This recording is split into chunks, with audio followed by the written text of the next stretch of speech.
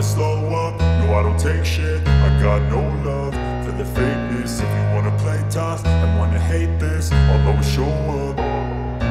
I don't ever slow up, no I don't take shit. I got no love for the fakeness. If you wanna play tough and wanna hate this, I'll always show up and make a statement. I don't ever slow up, no I don't take shit. I got no love for the fakeness. If you wanna play tough and wanna hate this, I'll always show up and make a statement. Everything I do so instinctive and so passionate. Every word I move so descriptive like an adjective. I got a vendetta against people who patented being negative when you should be getting after it.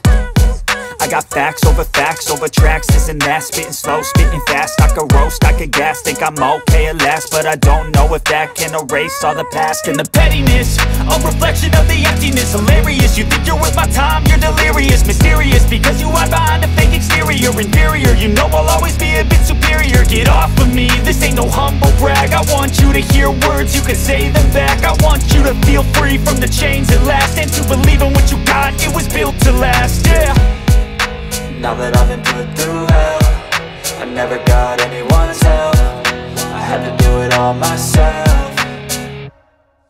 I don't ever slow up, no I don't take shit. I got no love for the fakeness. If you wanna play tough and wanna hate this, I'll always show up and make a statement. I don't ever slow up, no I don't take shit. I got no love for the fakeness. If you wanna play tough and wanna hate this, I'll always show up and make a statement. Gonna learn the consequence of being incompetent. Mental health is confidence, dreams and some honestness. I'm not here to save the day, that's for you to take away. I could play a million mind games, but instead I say something not illogical, something that is topical. Rub it on and watch it go, make yourself unstoppable. Dreams are irresponsible, but they're always possible. If you just believe, you could be so remarkable. Thoughts in my head, a collage and they spread. I'll be great one day, going off of my meds. No, I'm not giving up, no, I'm not giving in. I will make it to the top, taking off in the wind. I gotta make it, I'm saving every day to taste it. I'm patient, but my mind, it can hardly take it. I'm chasing a dream that I've had for several ages. A vacant, modern kingdom for the taking.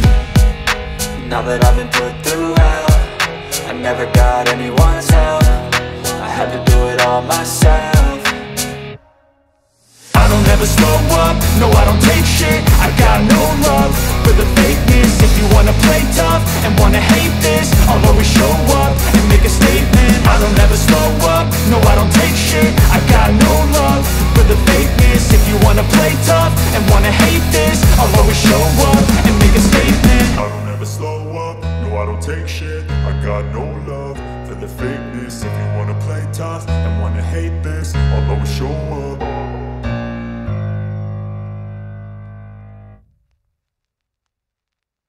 Cái khung hình nó xoay dọc, đúng nghĩa của nó là xoay dọc lại cái cụm camera để các bạn có thể là thay đổi từ việc quay khổ dọc sang khổ ngang một cách rất là nhanh. Đấy. Các bạn chỉ cần nhấn ở trên app, các bạn thấy camera nó sẽ xoay ngang dọc. Và đây là con Flycam cùng với là Mini 3 Pro và Mini 4 Pro là 3 chiếc Flycam của DJI là có khả năng là xoay ngang dọc được cái cụm camera đúng nghĩa. Mini 3 thì được trang bị cái cụm camera là quay 4K 30 frame, có chế độ quay đêm này, xoay ngang dọc được lại cái khổ camera. Đó, công nghệ truyền sóng, phạm vi truyền hình ảnh của nó thì lên tới 10 km. Và cái thời gian bay của nó thì gần 30 phút, cũng là một cái khoảng thời gian rất là lâu.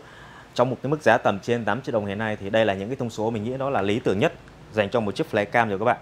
Và đặc biệt thì những sản phẩm của DJI thì chúng ta sẽ khá là an tâm về cái độ ổn định của nó ha. Cái tỷ lệ lỗi đầu ra của sản phẩm này thì gần như rất là thấp. Và những cái phụ kiện, linh kiện của hãng thì luôn luôn là có đầy đủ để chúng ta có thể là thay thế, bảo dưỡng. Mini 3 thì chưa được trang bị cảm biến vật cản các bạn nhé. Nó đã cắt giảm đi cái thành phần này so với con Mini 3 Pro.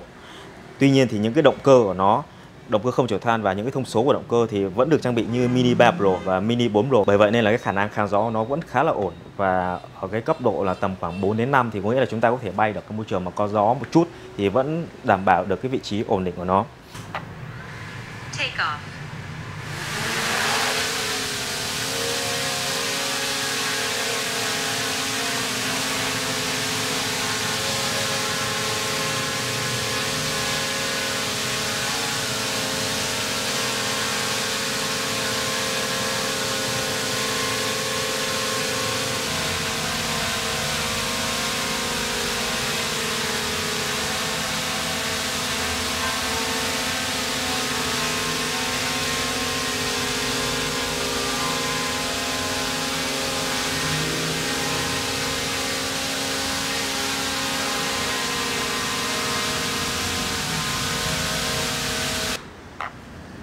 Trọng lượng của Flycam là 249g các bạn nhé. Những cái dòng mini của DJI thì luôn có một cái trọng lượng như thế này để đảm bảo được cái là pháp lý ở một số những cái quốc gia bên nước ngoài thì với những chiếc drone bay thì ở giới hạn ở mức dưới 250g thì không cần giấy phép bay. Đó. Và với những chiếc Flycam của DJI chúng ta sẽ có cái tên sản phẩm mà nằm trên trục này, chúng ta nhìn thấy ngay Mini 3 này. Đấy. Phía dưới bụng con Flycam thì có được cảm biến độ cao này. Và các bạn thấy là cái phần gimbal chống rung là gimbal 30, có một cái khoang rất là lớn để nó cử động linh hoạt cái cụm camera này. Đằng sau của Flycam nó sẽ có khe gắn thẻ nhớ này, cổng sạc này, đèn báo pin. Pin của Flycam DJI Mini 3 thì sạc cũng khá là nhanh, chúng ta sạc khoảng 1 tiếng rưỡi là nó đã đầy pin rồi. Đây chính là một cái phiên bản thấp nhất của Mini 3, bản đơn, bản tay cầm thường không màn hình. Nếu như các bạn đầu tư hơn một chút thì chúng ta sẽ mua được những phiên bản như là bản combo, thêm pin hoặc là tay cầm có màn hình cho được cái trải nghiệm điều khiển hay là trải nghiệm sử dụng trong công việc là nó sẽ tốt hơn. Đó. Thì hôm nay mình đã giới thiệu với bạn đó là trong tầm giá khoảng tầm 8 triệu, hơn 8 triệu thì chúng ta sẽ có những chiếc Flycam nào thì mình nghĩ đây là cái con Flycam tốt ở thời điểm hiện tại, đó là DJI Mini 3. Đấy, bản một pin này. Những cái sản phẩm này thì mình có để đường link ở phía dưới phần mô tả để cho các bạn có thể là nhấn vào để các bạn có thể xem chi tiết về giá cũng như là những cái thước phim, những cái chất lượng camera và những cái tính